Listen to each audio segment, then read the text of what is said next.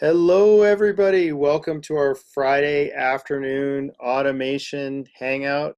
I'm Noah Lerner, and I'm here with Jordan Jordan Chu. Chu. We're supposed to have Chase Granberry with us as well. He's, I think, having issues logging into the hangout. Anyone in here with us so far? Let's have a quick peek to see what we got for people. Just wanted to welcome you all. What we'd like to do with the first section of the Hangout today is share with you. Can you share your screen, Jordan? Yes, let me do that right now. We've been working on a framework of how we think about automation. And a piece of this comes from our own uh, forays into automation, but it also has been influenced a bunch by the guests that we've had on the Hangout, right? Mm-hmm. Mm-hmm. And a little bit of this is like when you're dealing with different processes or problems that you're trying to solve, a big thing is to try and save time and money for your agency or for yourself. And the way that we've been thinking about how to do it is to look at a process as something with a whole bunch of steps. And I talk about them as having macro steps and micro steps. And in this little illustration, you can kind of see there's a start and an end and a whole bunch of steps in the middle. And each one of these kind of macro steps is made up of what we call micro steps. Do you want to go to the next slide? Sure. Badass. And so the way to get into doing automation is to think about each of these different macro steps, break it down into its component parts, and then figuring out which, if any, or all can be automated. And then to make that happen using any number of different tools, whether you're using an API, whether you're using tools like Zapier or Integromat. And then after you deal with your first macro step, you assess all of the others to try and find other opportunities for efficiencies to hopefully automate all of the steps in the process. And then when you're done, you try and roll that out again and again for as many processes in your agency as you can so that you and your team can focus on what's actually going to make you and your clients money. I forget, there's another step, right? There is one right Yeah, here. so that, and the all red indicates that we've now automated everything. And our framework, we've got a whole bunch of steps in that framework, which is the next slide. It Mm-hmm. basically goes over the process. Our approach is anything that you do more than 3 times is a candidate for automation. So maybe that's onboarding clients, maybe it's reporting, maybe it's task management. Anything come to mind for you, Jordan? Oh man, it's ongoing work. So for me, the bulk of the things that I'm doing for automation really lies down in how long and Noah, you're going to dive deeper into this with each of these steps. Is I don't want my analysts, right? Like people that I'm paying, 50, $75, $100 per hour, crunching data and pulling data. They should be focused on actually analyzing it. So that's kind of how I prioritize automation and where I'm focusing a lot of my efforts on right now. And so what I'm hearing from your end is that analysis is what our clients are paying us for, right? That's exactly it, right? Like we're here to provide strategy, right? Yeah. We're not here to copy and paste meta descriptions or to pull data from Google Analytics or Search Console, right? Anyone can do that. Anyone can send a report. It's really making the most efficient time out of the people on your team so that you can focus, so that you can actually provide the client with value, right? Like Yeah. at the end of the day, the client's paying you for moving the needle, and pulling data is not going to move the needle. It's the actual analysis of it. Yeah. So like when I think about automation, I think about a list of questions and we've got them right here. It's just like, how many times do I do this task every day, every week, every month? How much time am I or my team devoting to it? How much does that cost me? Right? It's like dollars and cents. Yeah. And it's not just me, it's like it's costing my client too, when the opportunity cost is they'd rather have that time being spent on analysis. And then the big question is, will it save me time and money if we execute it? If yes, we automate. And then we get into the other steps that we just talked about. Some things that really are important: keep your automations as simple as possible with as few steps. Whenever something breaks, it can have a cascading effect and break lots and lots and lots of different things. So if you keep it as simple as possible when you get started, start simple. And the other thing is implement error checking and notifications, which help you account for Murphy's Law, because everything breaks. Right? Have you Oh, encountered that? everything breaks. Yeah. And as you mentioned, it just causes that ripple effect where it breaks 10 other different things. Yeah. Crazy. Okay, so this is the extent of our attempt to share our framework with you, and we hope that this is really helpful for people to get started. Jordan, where's Chase? What do we do? I have no idea. I've been carefully checking my phone as we've been chatting, but he has not responded yet. Now, Yeah, with that being said, like to take a step back here, Noah, yeah, um, what I see a lot of people doing, and please give me some insight if you've experienced this as well, is trying to jump the gun on automation, meaning they want to implement, say, I don't know, a new service, and they go all gung ho on trying to automating it right off the bat. What are yeah. your thoughts on that? Wait, jumping in with both feet? Yeah, yeah, like head first into automating something. Um, well, I think Hamlet said something like crazy smart a couple times ago. It was really fun because you and I were just dealing with picking a new transcription service, right? Yeah, Otter.ai, yeah. and uh, transcribing his talk this morning was pretty cool because I got to hear him talk over and over and over again. And he was talking about um, starting simple. And his process is he'll figure out a problem or a process that he wants to solve. He'll only attack something that makes sense or will provide real value for him, his agency, or his clients. If it meets those parameters, he'll then solve the problem manually or create the process manually. And then after he finds that he has a manual solution for everything, then he gets down into the component parts and starts simple. And that was like something that he said over and over again, was like, start simple, start simple. And I think Yuri was in a different place when he talked to us in the first episode, because Hmm. for him, he had this like a pretty large dev team. I think he had 15 developers just for the marketing team. Which is huge. That's near unheard of. I'm like, if you're able to get one or two devs, that's a godsend. But 15, holy schmoly, I'm Isn't that jealous. isn't that what he said? I yeah, it's a fairly large team, and it took me by surprise, like Right. in a very good way. Yeah, yeah. So his thing was not like and he had a whole team of people that are really good at working through problems and were really good at connecting APIs together. So it wasn't like uh can we even do this? It was like how fast can we run? Was his thought process. And we're not all blessed like that. So for like, I guess to answer your question, I would say it depends on how big you are and what tools you have at your disposal and what your goals are and how fast you want to run. I think for smaller agencies like us, it's like maybe start with Zapier. Do something super super simple. Maybe it's thinking about your reporting, your onboarding. Those are things that to me are screaming out to get solved right away. Or even simpler would be setting up your monthly strategy call. Hmm. Hmm. Like when I tell people about how difficult it is for me to get clients on the phone in a routine manner every month, in a way that we're not juggling emails back and forth, they say, oh, well, I just have a standing meeting.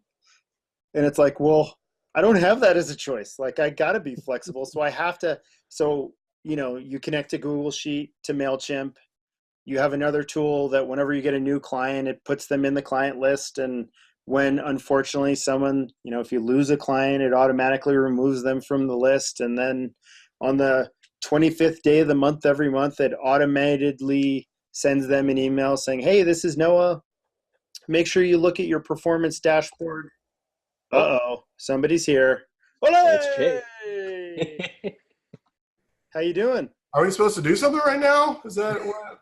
It's great to have you. Great to hear your voice the first time. Yeah, yeah.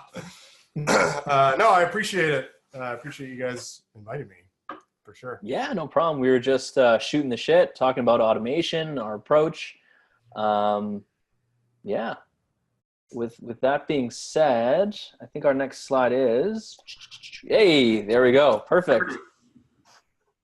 So Chase, please tell us about yourself. Yeah, Chase Granberry. For the last 10 years, I was building Authority Labs, which is like a web-based rank tracker, and sold that last year. Congrats. Thanks. And so I've been, took a little break, transitioned some people, and then had another kid, and kind of was trying to find, what the next thing is. I was like a non-technical founder, so I also kind of wanted to figure out, like, I'm fairly technical in terms of, like, I know, what we're doing and why, but I had some time, so I kind of wanted to teach myself how to learn really to code. And so this Logflare is kind of like this project that I was using to teach myself how to actually, like, write the software piece. But it turns out that I think it's a pretty interesting niche, and helping people really get data that's kind of difficult to get without it. And there's a bit of a problem in, like, log file space, and that most solutions are super expensive, and we've managed to kind of find one, a solution that is actually quite a bit more cost effective. And like at Authority Labs, I mean, we were paying a SaaS-based log aggregator like thousands of dollars a month, but I can only keep 3 days of data because we were sending them so much data. And so it was great for my devs because they could, like, debug stuff in real time. But from the business perspective, I really couldn't do anything with that because we couldn't keep it. It was too expensive to keep long term for the solutions that were out there. But now we have stuff like BigQuery, and so BigQuery is super cheap to store data, and if you query it correctly, it's pretty inexpensive to query. So it lets us keep a lot of data very inexpensively. And if we're careful with our queries, then we don't. It's just a super cost effective way to do it. And so basically Logflare is ultimately helping people,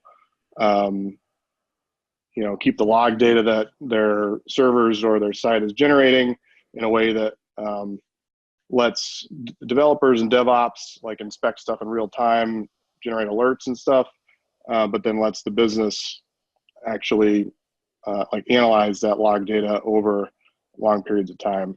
And so storing it in a cost-effective way essentially is what is letting us do that. So that's pretty much where we're at, and hopefully start on the billing system like next week and start to get some paid plans involved. And but right now you can sign up and you can actually plug in your own BigQuery table and keep stuff for as long as you want. So it's pretty useful as is. And we're doing about, 30 million, 35 million events a day that we're ingesting. So it's coming along pretty well, I think. Nice. Yeah, when I first heard about Logflare, I was super excited because I know for myself, my clients, at least my point of contacts with clients, they're not technically savvy at all. So when they hear log files, they look like a deer in the headlights. So Right. I'm so excited for this and to actually sink my teeth in it. Yeah. Yeah. Sweet. Cool. All right. So first of all, for those who don't know, what are log files and why should people analyze them? It's basically log files. If your server is like doing anything, it's most likely generating a log file. Apache is a web server. It generates, so for every request that comes in that hits your website, typically generates a log file, and in that log file is data about that request, the user agent, the URL that was visited, the HTTP status code that was returned to the user, and potentially a bunch of other things. And so if your server is doing anything, it's generating a log file. So typically, so essentially, if your server is like messing up at all, then people, kind of the first thing you do to diagnose that is you log into the server and you look at the log files. And if something's going wrong, then there's generally like errors in there that will help you debug the issue.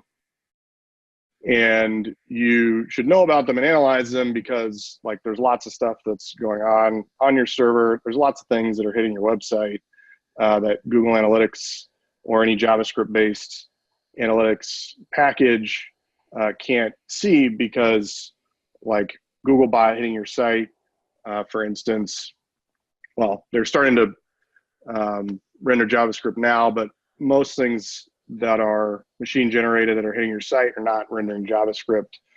So you can't see any of those things in Google Analytics. And so there's just a lot of stuff going on your site, on your server, that you should have some visibility into, and log files essentially helps you do that. Right. Right. Cool.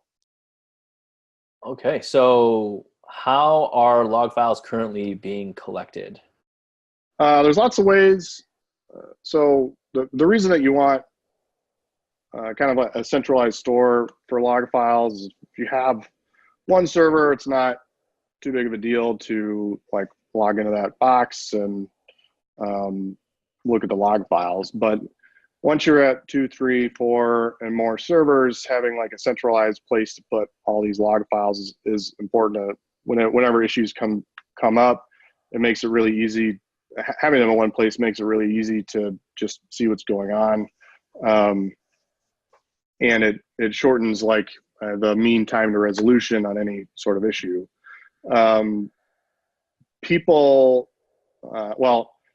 Typically to get log files, you have to install something on your server, like an agent.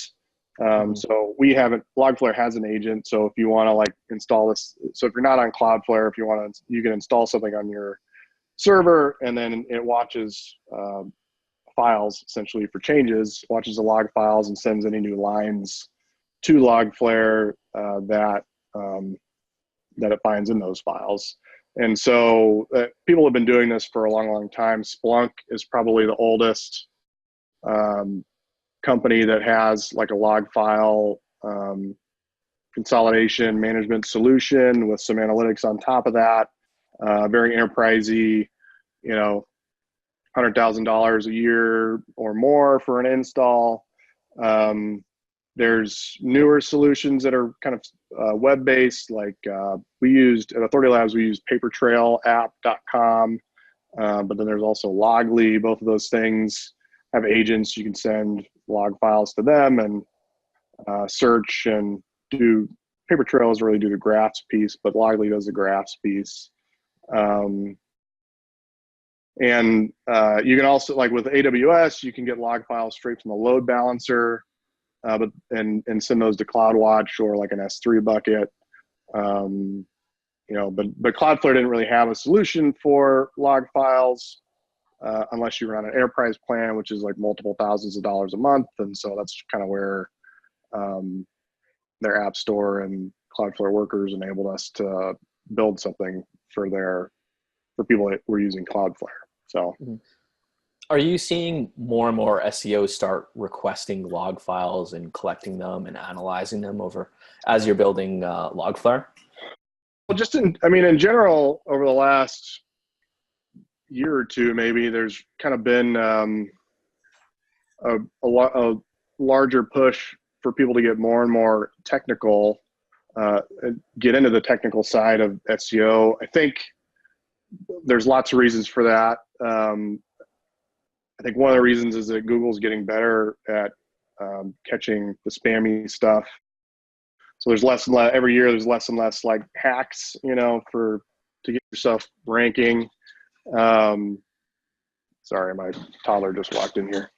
In general, we've seen a lot more concentration on like the technical side of SEO, just because, to do well now, I mean, if you're going to compete, everything's got to be right. And everything's got to be right on the technical side. And there's a lot to that. And so understanding all that, and part of the technical piece is, understanding how Google is crawling your site, and if they're getting stuck anywhere, like what are they actually seeing? Can they actually see anything? They can't see stuff on the site that they should be able to see. Like, why is that? Well, you need log files to understand that. You need to understand how your site is responding to Googlebot. The only way to do that is with log files. So it's natural, as SEO gets more difficult, everything's got to be right. And to make sure everything's right, you got to look at your log files, basically. Right. Chase, have you noticed a big change in what's happening with Googlebot since they've kind of, it sounded like they made the move to Evergreen about, I don't know, 2 to 3 months ago, but they still had that user agent from the one that was like Chrome version 40, whatever. But the way that it was processing content made a lot of devs think that it was actually Evergreen. Were you seeing evidence of that before? I honestly haven't. I've been too focused on like just building Logflare. I haven't had a lot of time to look into that. But the way that you can, so like you can't actually tell unless they use a specific user agent for the Evergreen version. Log files actually won't be able to tell you if they're using an Evergreen version or not. Like the way that is you have like going back to the JavaScript thing, you actually have to have the JavaScript, a little JavaScript on your site if you want to distinguish the bots like Evergreen versus an old one. And that JavaScript like tests the browser for certain features. And so if the JavaScript is triggered, then we know it's like running the JavaScript, and then, you can test certain features with it.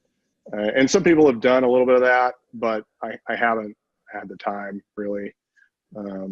We know what that's like. Are they using a different user agent now, like an Evergreen user agent? I don't know the answer. But that's something like for sure to stay on top of and figure out. I mean, I've seen, heard about like through friends and stuff, kind of some horror stories of just Google rendering JavaScript anyways. I mean, I think I think it's a little bit irrelevant because, like if you really want to do it, if you really want to make Googlebot's job easy, you don't make them render JavaScript. You pre-render everything.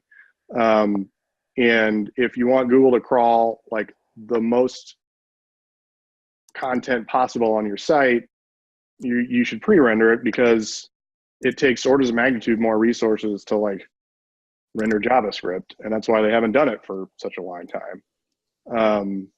And so I think if you're really serious about this, then you're just going to pre-render for a very, very long time. Got it. Whoops, not pretender. Sorry. I'm not very good at this typing thing. Uh, so that's really interesting. So I haven't paid a ton of attention to log files because a lot of the platforms that I have to deal with are closed. So how would I possibly get an agent on a site if I don't have server access? You can't. Closed is in like, what do you mean? I don't have access to FTP. I don't have access via terminal. I can't do command line anything. If I don't have access to the server and I can't put FTP, but I can put files in specific directories, but not at the root, that's not going to get me anywhere, right? Yeah, so that's actually one of the ways Logflare can help. So Logflare, if you can sign up a site for Cloudflare, then like say if you're on like Wix or like some other platform like Shopify, if Shopify doesn't give you logs, or if the server you're on you can't install anything really other than like WordPress, just about in the majority of those scenarios, if you have some control over the site and your client will allow it, if it's yours, if you have control over it or your client will allow it, you can sign that site up for Cloudflare. And Cloudflare is awesome because it's a CDN and you should probably be running a CDN anyways. And a CDN, essentially sits in front of your site and caches any images or any static content so it can serve those to people faster. And the cool thing about Cloudflare is they have this thing called Workers. Workers runs a little bit of JavaScript before, like in that whole process. So basically somebody makes a request to your site, it goes through Cloudflare, it runs the worker, and then it proxies all that traffic to and from the user to your website.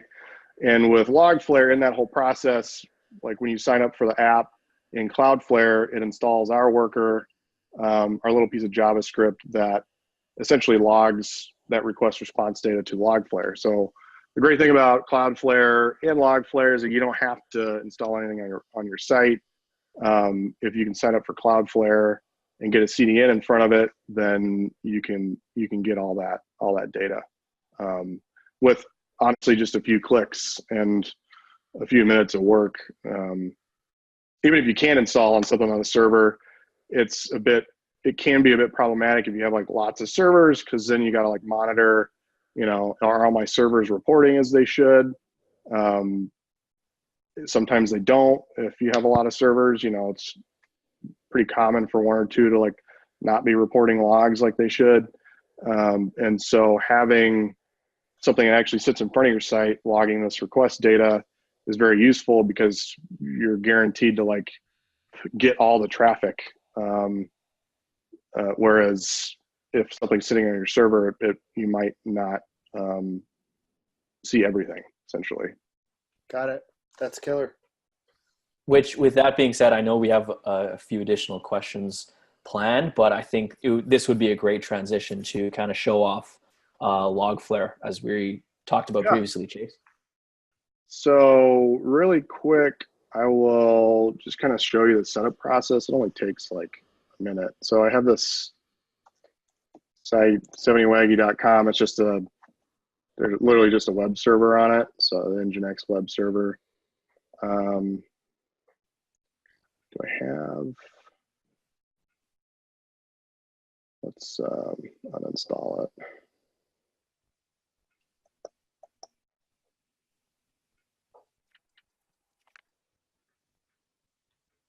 So once you're in like Cloudflare, go to your domain, the one that you actually care about, and then you can search for, there we go.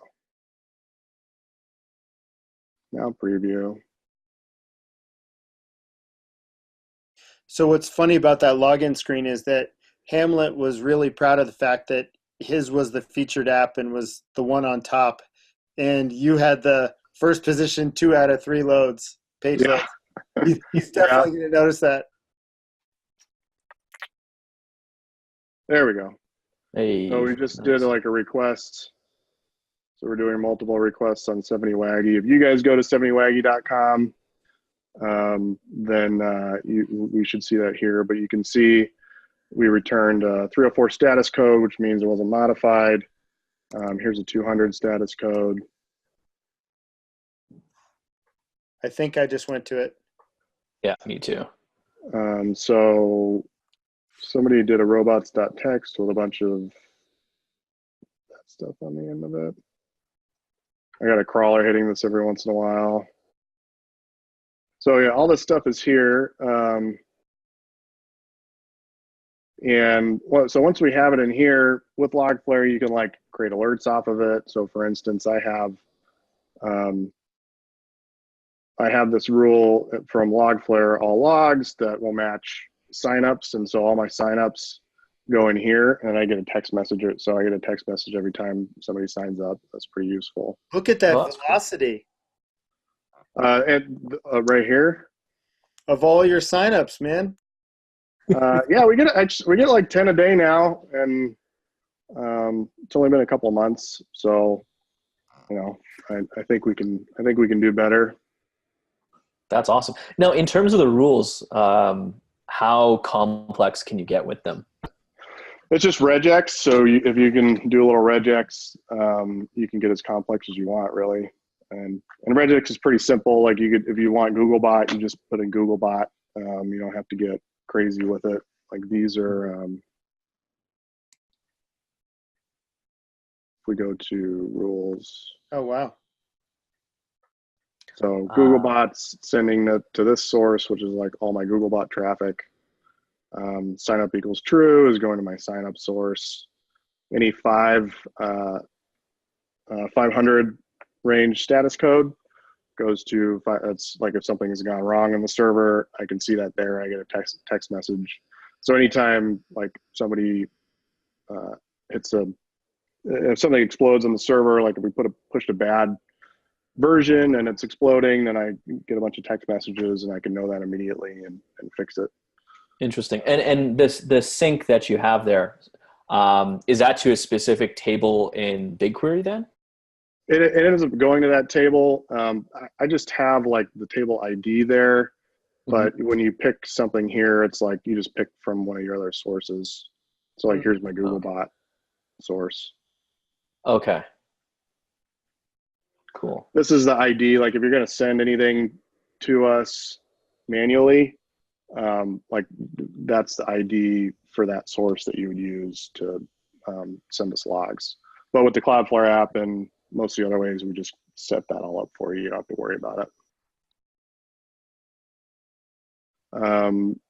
And you can like do some other interesting things. Like we have like a public URL. So on the home page,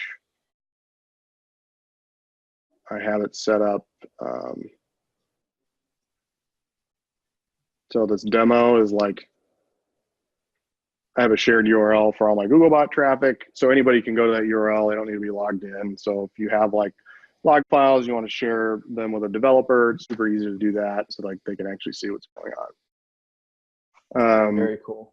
Yeah. And so this is pretty cool just to like see what's going on in your server and to get a bunch of data about that and to see it all happen live and to create alerts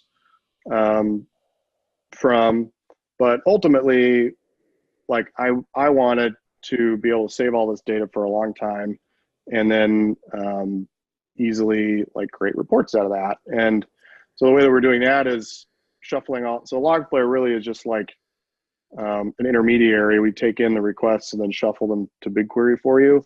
And each source gets its own specific BigQuery table. And if you log in with Google, we're able to share that underlying table with your Google account.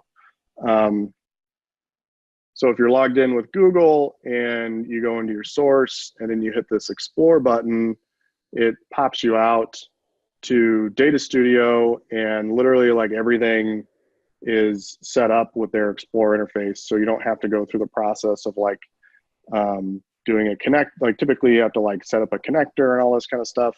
That Explore link, it sets everything up for you automatically. And it makes it super easy to start analyzing stuff and creating charts that are then like immediately ready to put into a Data Studio report. So here we have, this is like all my error messages that I've seen recently. I think there's 150 or something in here, but I can hit the total here and I have a total record count.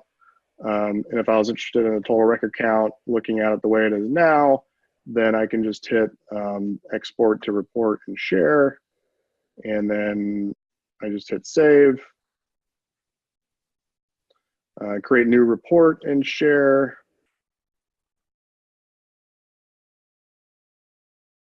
So now I'm in a report and the data source is added. There was really no setup involved. And I had like this nice little record count thing.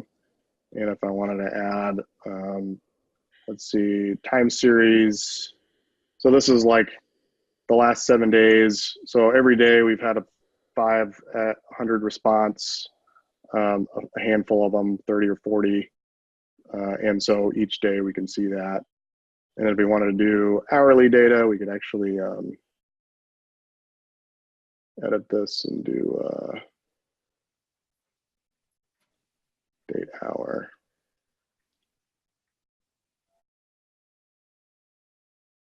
And it should be date hour.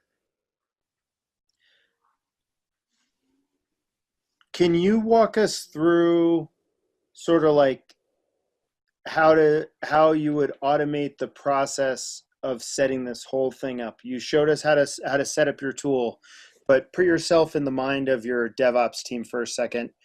Like you're already aware of how to do the alerting and notifications. Like you do it low tech and then maybe think about it through an API lens.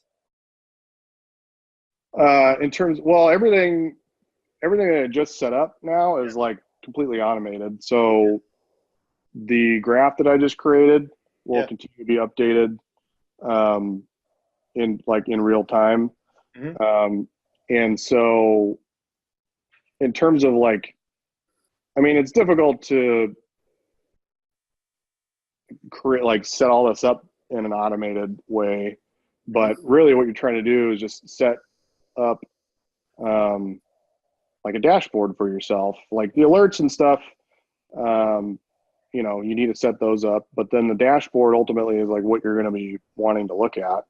And I mean, I have a handful of dashboards like I look at every day to understand what's going on with Logflare, and actually my Data Studio is one of them. I think it's in my, I don't know, over here. So like this is a dashboard I have that I look at every day for Logflare, and I can see how much traffic it's getting. This is only one of our ingestion endpoints, because if we log everything, or if we log everything about what we're logging, it would be too much. Yeah. But here we can see my all the status codes I'm returning. This is the response time distribution. So most of my requests are being served between 100 and 250 milliseconds, and none over a second. And this is all in the last 7 days. I can see my response time average by country. So the response time on average in Russia from the last 7 days is 140 milliseconds. It looks like Pakistan or Nepal is the slowest, which kind of makes sense. And then here we can see like the average response time over time. Most of these spikes are like me deploying something new. And then here's all the 500 requests per hour. So this is like all my status codes. So I can see it's mostly all 200s, which is good. Anything that's actually exploding is a 500. So that's here. I can see that, and that doesn't happen very often. And then I have like signups every day down here. And the cache status, like, you know, is my content getting cached? Most of my requests are API requests, so they're not getting cached, which is what I want.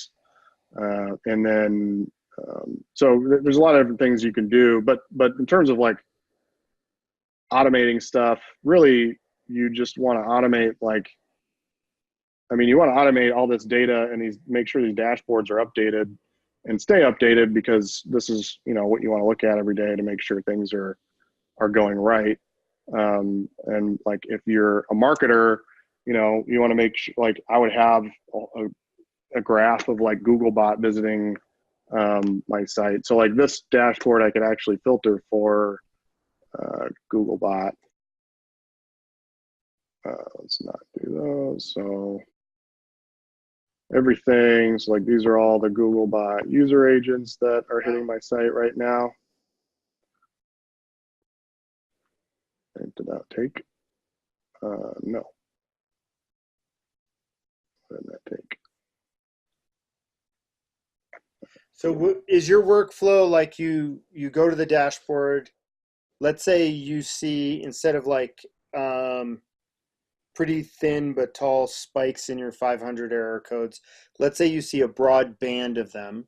I mean, clearly you're getting text messages telling you and stuff, but in terms of a daily workflow, are you logging into the dashboard?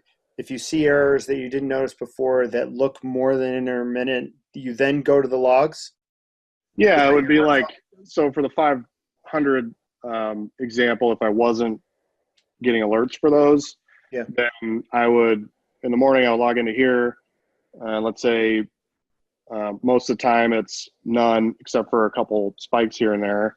But for some reason, last night at 1 a.m., it started like a significant amount, and that stayed that way. So I would know like something is constantly blowing up, and it's probably just the way somebody's sending a request to us that we're not handling correctly for some reason. But yeah, so that you're just looking for any anomaly, and if it's consistent, then it's like, okay, something's going wrong. I see that these requests are coming in and we're not handling them correctly. And I have this, and I have everything in Logflare. So I would go into Logflare and I would look in my, in here, and I'd be able to see, these are all the requests that are actually blowing up, so I can see specifically what's going on. And what were some of the biggest wins that you got or that you've heard from clients after they've implemented both the reporting tools and also just set up with Logflare? Well, Hamlet actually was diagnosing an issue with his whole system when he brought some bigger sites on, and he was able to use Logflare to actually, like, I think Cloudflare wasn't caching requests like they should have been, and it was because of a URL rewrite somewhere. And but Hamlet was able to go in there, filter everything for stuff that wasn't being cached, and essentially find examples of these requests coming in that he could then send to his developer and be like, hey, listen, here's a request I'm seeing. We shouldn't even be like sending this request back. It should be getting cache, like, figure it out, sort of thing. So yeah, I mean, just having the ability to look at this stuff, especially when something is going wrong. Like, well, for instance, I was setting up this report for this webinar, and this is ants.com. It's a buddy of mine. He has a pest control company that's pretty large, and he owns ants.com, and he just started getting content on this site maybe like 6 months ago. And I put something out on Facebook, and I was like, hey, I got this new thing. If you want log files, I can help you, kind of build a report if you let me use it as a demo. So he was interested. You can go here and actually bring this report up yourself if you want to. But I was setting this whole thing up, and it's interesting because you can see he wasn't using a CDN before, but I got him set up on Cloudflare, so he could use Logflare. Is Cloudflare working, or am I actually sending requests that have been cached? And most of the stuff is now getting cached.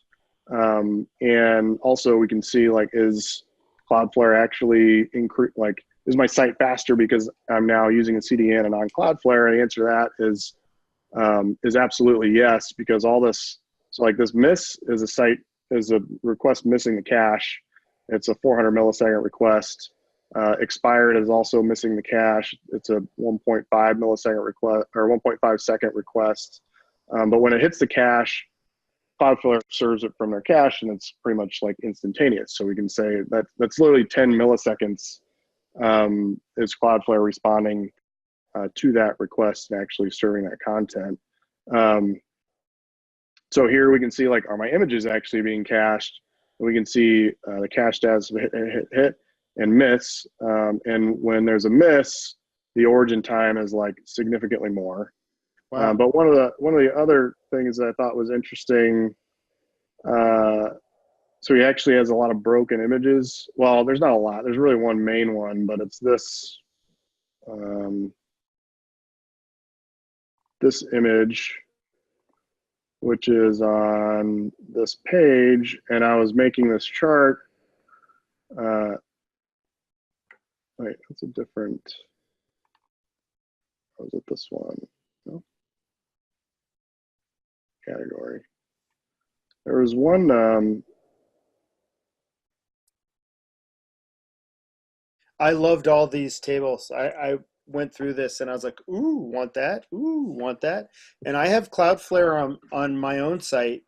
All my sites, not all, but almost all of them are large e-commerce sites that, and by large, I mean they just have like 70 to 100,000 SKUs. And I was a little, because of the That's pretty platform. big. What's that? I feel like that's a lot of SKUs. Yeah, and it's not Amazon by any stretch, but Yeah. pulling one of those over to Cloudflare, there's a lot of risk associated from my perspective, because the closed platform has been shifting from one hosting environment to another, and they've been moving a lot of their images off the platform to a CDN. Mm-hmm. And I didn't know how all that stuff was going to play together, and I didn't really have a way of setting up like a test for it. All the client sites are live. I don't host any of them. They're all hosted by the Right. e-commerce platform. And I was just like freaking out. Like, I want to do Cloudflare because of the CDN and time gains, the page speed Well, gain. And yeah, I mean, if you have a client that's not using a CDN, period, like, you should tell them to use a CDN, yeah, and you should tell them to use Cloudflare, because then you could use Logflare. yeah, totally. And because it's just, I mean, it's a no-brainer. Like, you should be using a CDN because they can serve your shit way faster than you can. Totally. And if they are already using a CDN, there's probably not much you're going to be able to do to get them to switch, unless they're in the market for a new CDN. And Cloudflare has some compelling features, Cloudflare Workers being one of them, that may help get that switch going faster. But it's definitely something that, like, you should be in the loop on, especially considering that how fast your site is definitely, like, Google definitely cares about that, and the people that are coming to your site definitely care about that. And so if you're not using a CDN, it's just it's irresponsible, I think. So but in making this report too, I was actually able to find this page, because one of the images was broken on it, and I went, like, this whole page is broken, something's wrong with it. But in creating this report, I was able to see, like, oh, okay, these are the URLs that are serving 404s, that also are image URLs, meaning it's the .jpeg or .png or .gif or GIF, or however you want to say it. And then this is the URL that it's coming from. And this is actually all over the last 7 days, so it might not be, like, current, but I was able to find, like, it might just be an error that's intermittent, but I was able to find this one that's, they're specifically serving an image. This site isn't huge, but they're specifically serving an image that doesn't exist, and the page that's serving that image, one of the pages that's serving that image, is, like, totally broken. So just in the process of making this dashboard, I was able to figure that stuff out, and so hopefully they'll be able to fix it soon. Wait, can you look at that site's sitemap? I wonder if they have the assets sitemap live. Like, they have Yoast going, and do you know what I'm talking about, Jordan? Like, when they switched from version 7 to 8 or something, it automatically turned on the assets sitemap. Yeah, that was a huge pain in the butt. Not It really. doesn't say where the sitemap is. Okay. Oh, there we go. Post. Yeah, he's good. Cool. Sorry to dork out on you. Yeah, no, that's fine. That's what we're here to do, right? Yeah. So another interesting one, like, is my robots.txt actually like serving a 200 status code? And so this is literally all the traffic to robots.txt over the last week, to specifically just to robots.txt over the last week, and the status codes it's returning.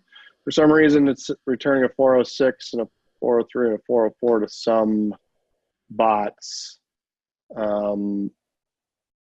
I'd have to look into more like why that is. Obviously, what we really care about is that like Googlebot is getting a 200, which when I was going through this before, it definitely looks like it is. But some things like this, also this bot report is like, if you don't want SEMrush bot hitting your site because it's not you that is actually doing that via SEMrush, then you should definitely block that bot. Same thing with like Zoom info. Like, do you want Zoom info crawling your site? Like, probably not. And all this stuff is, do you want Moz crawling your site? I don't know. If you're using Moz, maybe. If you're not using Moz, like, maybe you don't want them crawling your site. I don't know. But it's information that you should have just to know what's going on, on your website. So, and then this would be like an interesting deal too. If all of a sudden it just went missing, you'd be able to see, okay, like this graph would turn from blue to whatever the 404, well, just a slightly different blue. So maybe it's not as obvious as it should be, but it does. And this is also something that I would say, like, definitely set up an alert for, because I know people that have, lost their robots.txt or changed them in a certain way. So you could set up, but probably not if it's just missing, but the biggest thing is like, if you disallowed all your traffic. So setting up something up like ping them to check for that you're not disallowing the whole thing would be a definitely a smart thing to do.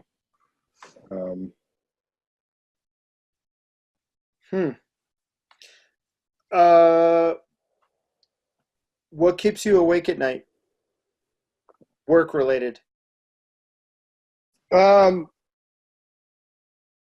don't know, right? I mean, right now I'm at a point where it's Logflare is kind of humming along pretty good. I need to build out some more features to make it really comparable to some of the other log management platforms. But really, I just need to get the billing done, and we've got a new homepage that's in process with a designer right now, so I need to get that done. Really, I'm just trying to get the push going to where we can actually start charging people for this or asking people for money. We're going to do a lot for free, because I want to support people that are trying to build stuff. But I want to build this into a great business. And so, figuring out the whole pricing plans and figuring out, what people will actually pay for, the quicker we do that, the better. But so that's kind of what I'm pushing for right now. Any exciting functionality in the pipeline? Well, we need to do like, Slack integration. So alerts, when we get a text message, but you can funnel that stuff into Slack. Zapier is definitely on the horizon, so that not only could you funnel alerts to like Zapier and then like do something with that data with all their connections, but you could also, for instance, if you get, so like Logflare is also, while we're focusing on logs in this specific context, it's a general ETL platform. So you can send it any sort of data. You can, the log message can be anything you want, but then the metadata can be literally anything. So you could send it essentially a copy of like all your signups and their data. And then that would be, in BigQuery, and you'd be able to query that any way you want, and create charts from that any way you want. So you can really, it's really right now, it's the easiest way to get data. It's the easiest way to stream data into BigQuery on the market, honestly. And there's a lot of reasons why that is. Like we manage, ultimately with BigQuery, if you want to stream data in, you have to like set up the schema ahead of time. Well, we take in the event, we look at the metadata, and then we adjust the schema on the fly in real time. And so being able to take any data in and then like create dashboards from it is a really powerful thing. Outside of just logs is kind of like the default use case for that. And it's a use case that's been around for a while and that I know people will for sure pay for. But in terms of like enterprise stuff, getting data into a data warehouse, Logflare can be your pipeline for that, and positioning it and finding people that will actually want to use it for that, I think will be a lot of fun and really interesting, because just of how flexible it is, and honestly, we can do it in a lot more cost-effective way than what's out there right now. So you know, aside from that bigger picture stuff, you know, typical like actually plans and people paying us, and adding people to your account so you can like, you know, share data, or if you have like a team working on a site, they can all get in there and do stuff. So yeah, ultimately I'd like to kind of build my own version of data. The thing with Data Studio that it lacks right now is it's not really, it's very real time, but it only does hourly data. It'll do daily data by default, and it'll do hourly data, or it'll do hourly data if you set it up like I set it up here. But ultimately, I want something that will do minutely data so that you could really use Logflare as like to monitor CPU load, essentially. So if you send it CPU, memory, stats every second, you'd be able to actually see like minutely data from your server. So there's lots of solutions out there that do that right now, like server monitoring and stuff. But just having like an event analytics platform where you can send it any kind of data, any frequency you want, and be able to graph that easily is a really interesting and flexible solution. And that it's exciting, but it definitely poses a lot of problems because, you know, when you're starting something new, you kind of need to focus on like a specific thing. And so anyways, I'm trying to thread that needle right now. Like, here's a specific use case you can pay me for right now, but ultimately it's a broader, more flexible solution that you could do a lot with. So that sounds super exciting. Yeah.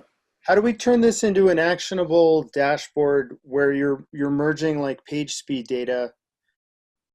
Sort of like, how could we merge this with Lighthouse data, or do we even have a need because we have it all straight from the source here?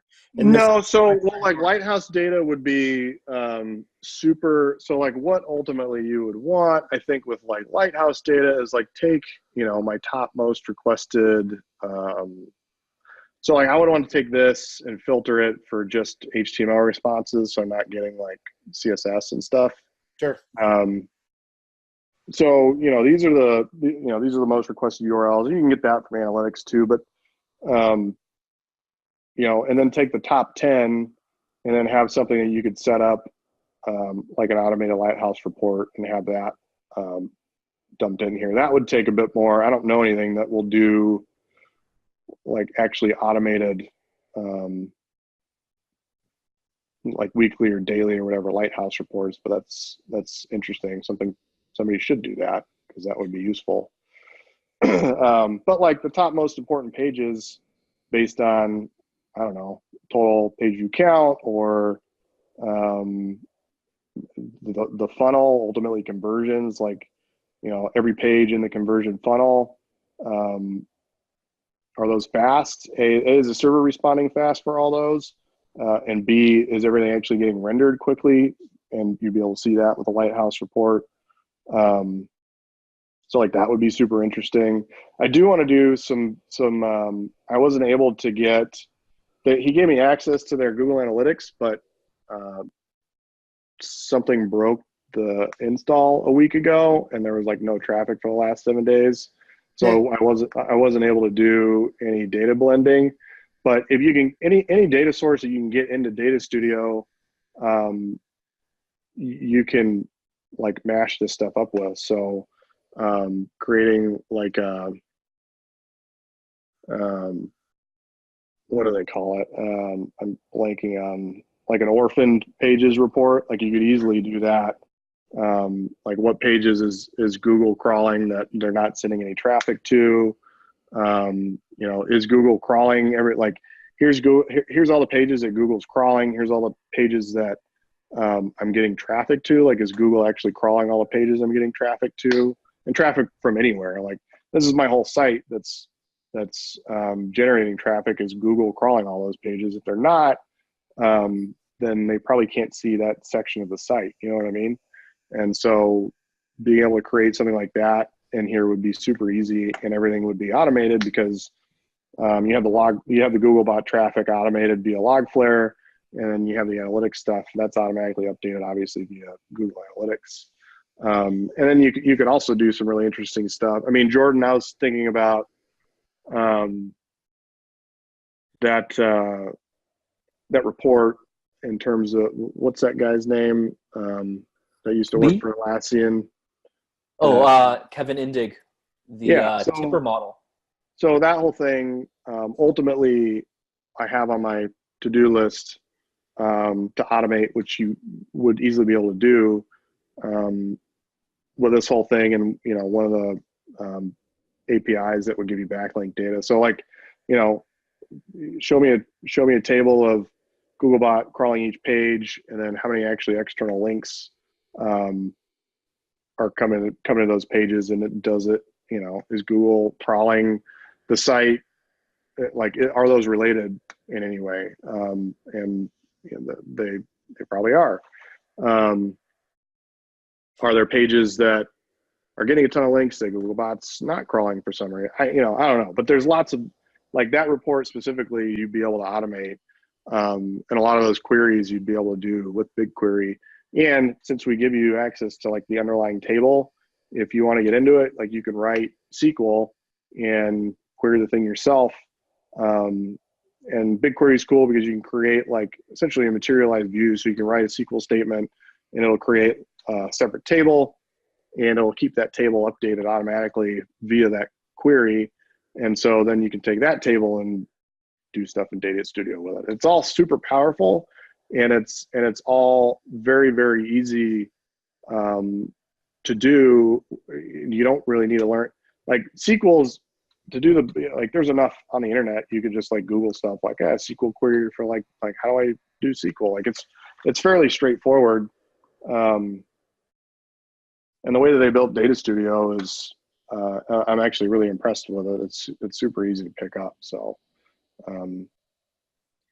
Chase, when we get into log files, do we get to see the source of traffic? Like, could this help us learn anything about direct traffic that's just this huge vacuum of, where is this all coming from? Direct traffic, no, because it's a specific,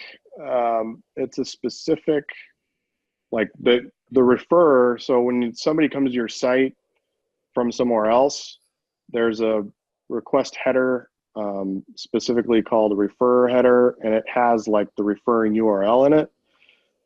And that is what's missing, and that is what direct traffic is. Now, you could get some potentially more data on that direct traffic. The IP addresses that are actually associated with that direct traffic. Are they, is that direct traffic bots? And you'd be able to tell that if the direct traffic was like coming from an Amazon IP, essentially. There's, unfortunately, the direct traffic is a bit more difficult to figure out, but but at least with this, you can potentially have like more data to try and figure that out with, But that's an interesting problem. I haven't thought about that a whole lot, but I'll have to put some more thought into that, because maybe there's some things we can do there. A lot of what I have on my to-do list too is like creating specific guides, on like, okay, if I want to, for instance, get insight into direct traffic, like I want to create a whole, this is how you do that, and this is a report you can set up. And so I have like a list of a bunch of those that I ultimately need to get to. But so any other ideas there, I'm definitely all ears. So does every request have the referrer data, or only some? No, only some. Only requests that came from somewhere else have like the refer. Yeah. And Google. So when Google took out when Google went all HTTPS. So when something's coming from an HTTPS source, all the refer is the domain, because sometimes there's like information in the URL. And so when Google went to HTTPS, it was just Google. That's one of the reasons why we lost keyword data inside of analytics. But another reason is that if you like browsers can essentially manipulate like the refer data. So there's not much. If it has, so like this is where I'm pulling this. So these are like internal referrals. Mm-hmm. Which is actually also, I was going to do this. So like we could take some of these, like what are the actual paths? So these are all images. Let's get rid of these. So now these are like the most common referral paths. Essentially, these are all going to images though. So it actually would only be HTML content type, maybe.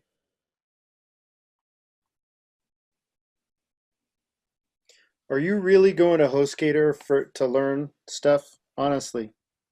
Am I going to HostGator to learn stuff? Yeah. What do you got up there? XML sitemaps up there, top right.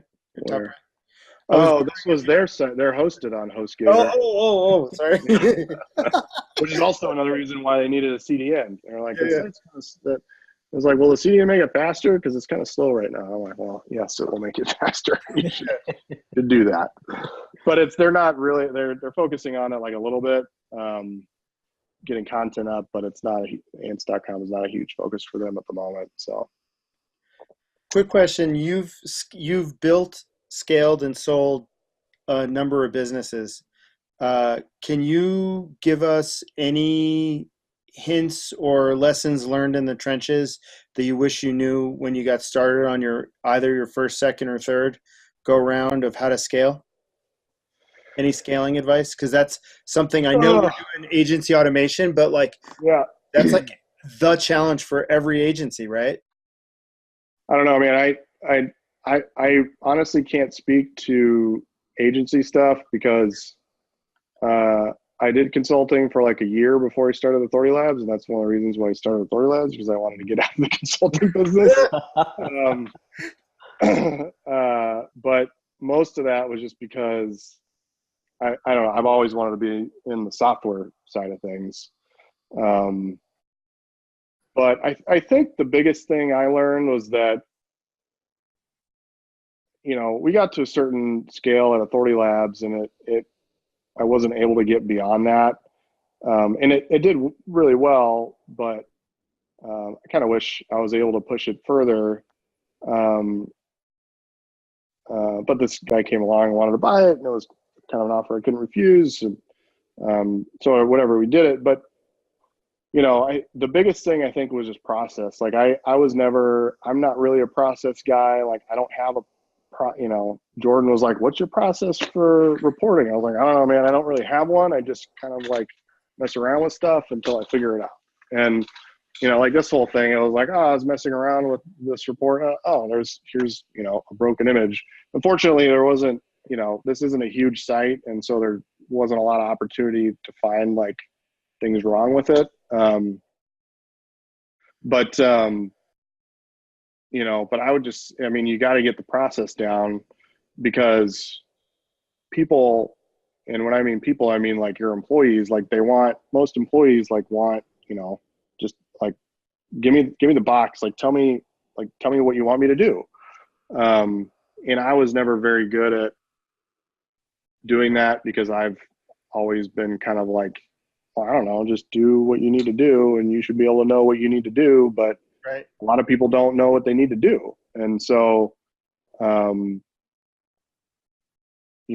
being able to figure out and like boil everything down to like a process that's, So like that was the hard part for you? that was, that's just something I never did. And I think that was the reason why we weren't, able to scale past the point that we did, is just because,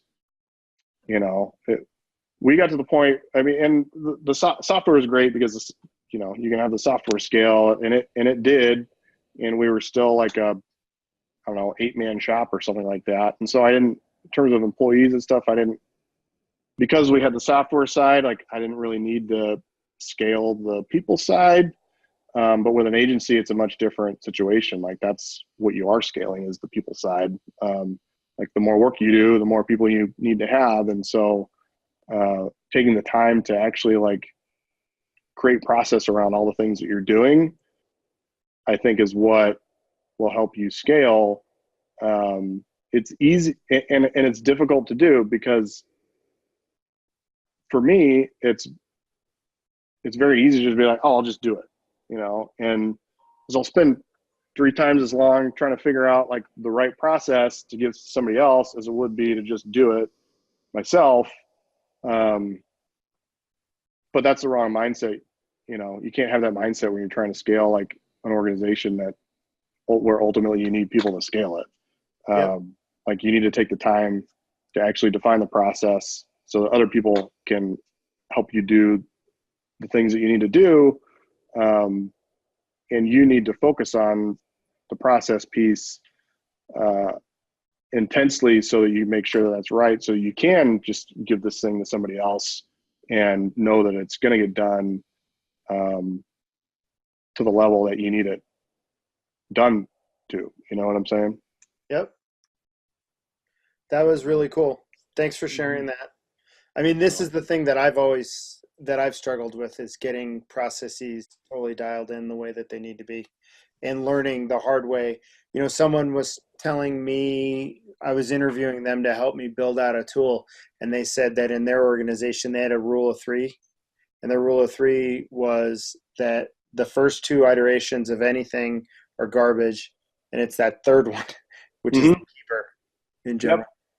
Well, yeah, and and if you're, I mean, with software specifically, that's true. But with any sort of process you define, like, it's going to be like, this is, you define it. Okay, I think this is going to work. But ultimately, that might not work for some reason. That, I mean, you're going to get feedback from the people you work with. They're like, this is like not working as well as I thought it would.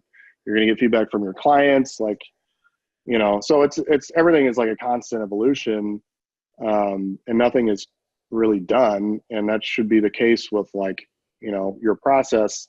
But for that to be the case, like, you need or you need somebody to help you like focus and kind of like constantly evolve that process. Because especially with agencies, and you guys are using software and that to help you do your jobs, and like that software is always changing, and Google's always changing the rules, and your clients are always demanding something different. So everything's always changing.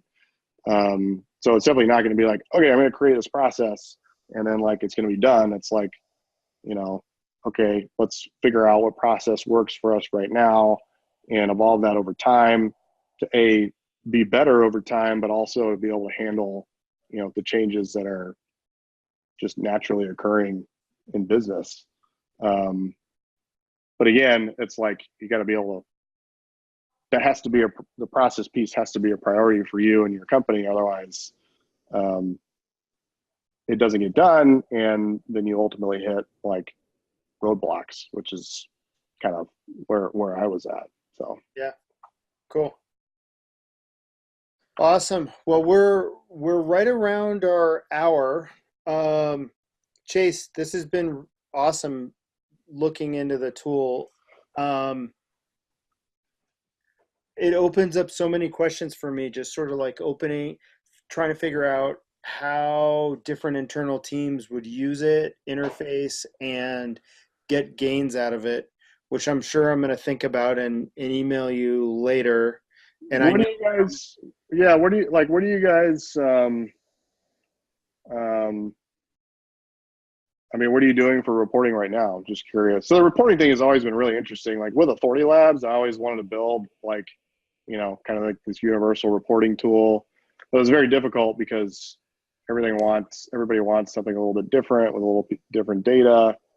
Data Studio has actually done a really good job of being able to handle a lot of that. I'm interested in just kind of what you're doing for reporting right now. Data Studio.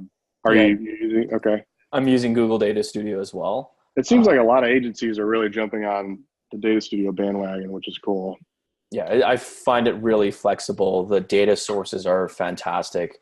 And if there's not a native one or like some type of integration, there's always Google Sheets that you can fall back on to just pipe right back into Data Studio.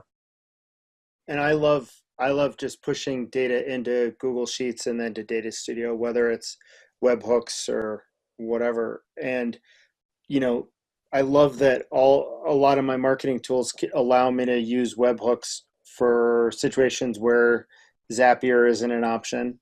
So that makes it really easy for me to get data that's pretty actionable. Like we built out a cart abandonment tool.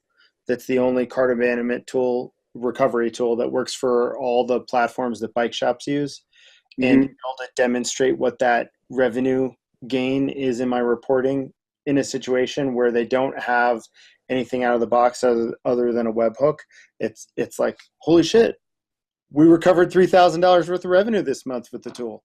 And to be able to show what the lifetime value of that tool is across the whole platform and watch it grow each month is really pretty amazing.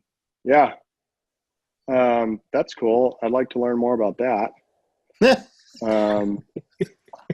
No, just because, I mean, everything that you're, so basically somebody goes to a customer's cart and they bounce and you have their contact info or pixel or something like that.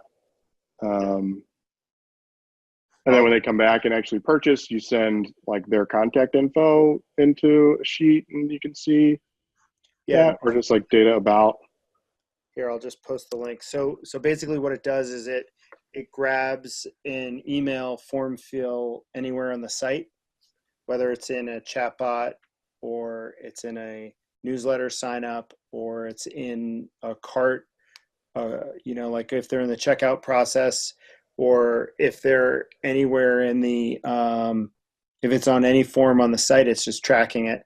And that data, if you scroll up, that data is live in terms of what it's actually generated. Like we launched it last fall, and it's recovered that 137,000 last month. Last 30 days, it's recovered 36, and each site's averaging 3290. Which that's legit. Cool. Yeah, it's pretty cool, right? Have you seen Live Recover? No.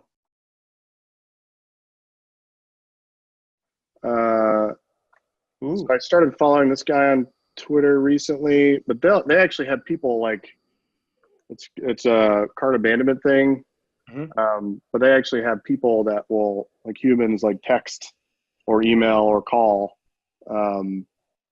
abandoned shoppers, and I think he's got some other. So here's like recovered with email, but he prices it. Like he actually takes a percentage of, I thought he did, but yeah, plus 10% of revenue generated.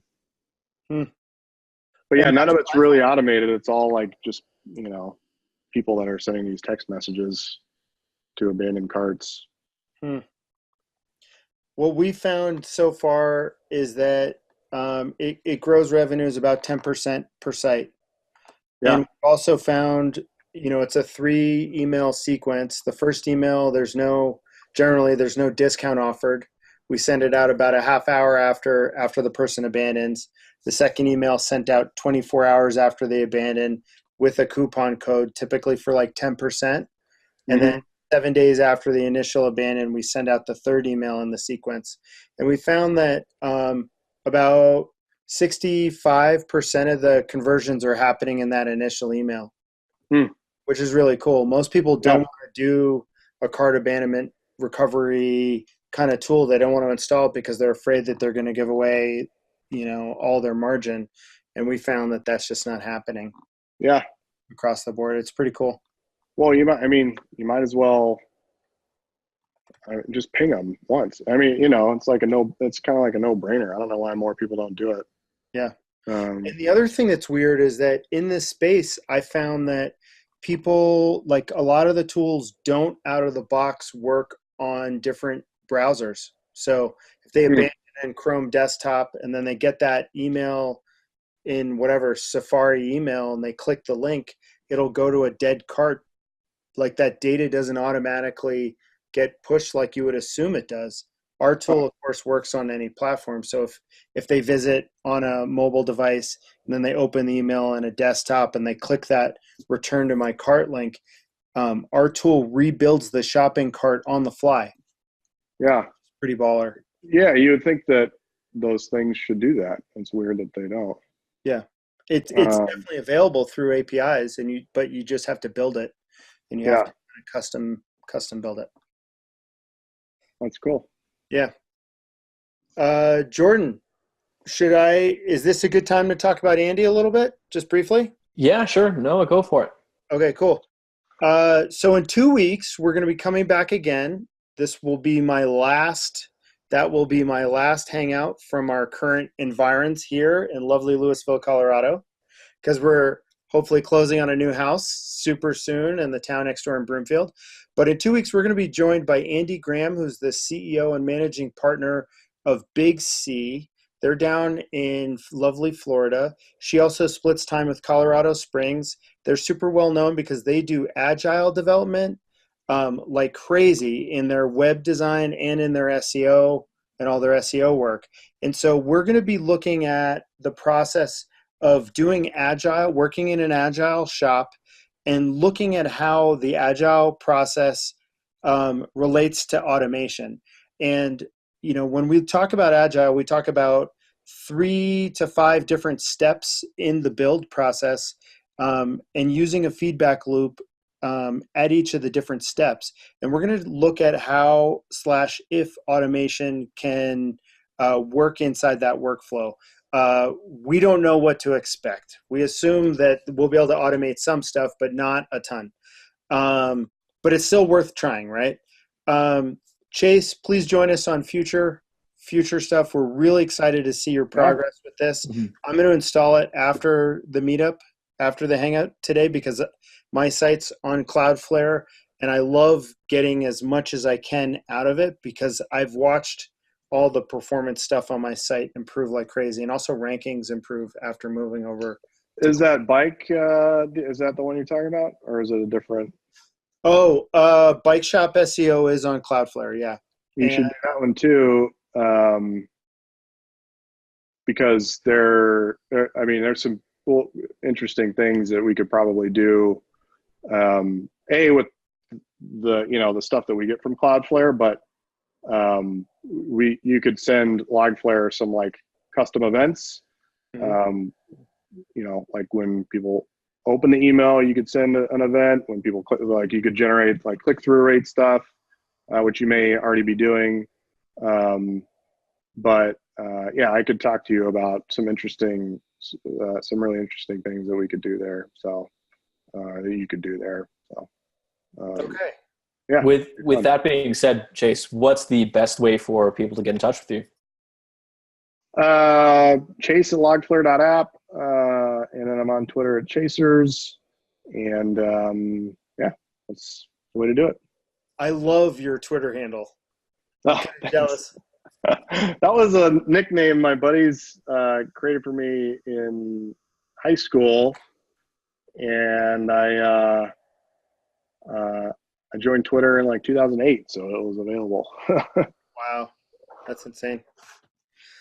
Okay, thanks everybody. This was really amazing, and see you on June 14th. Take it easy. Thanks, Chase. Take care, everyone. Thanks, Jordan, Chris. you rock. Everybody, take it easy.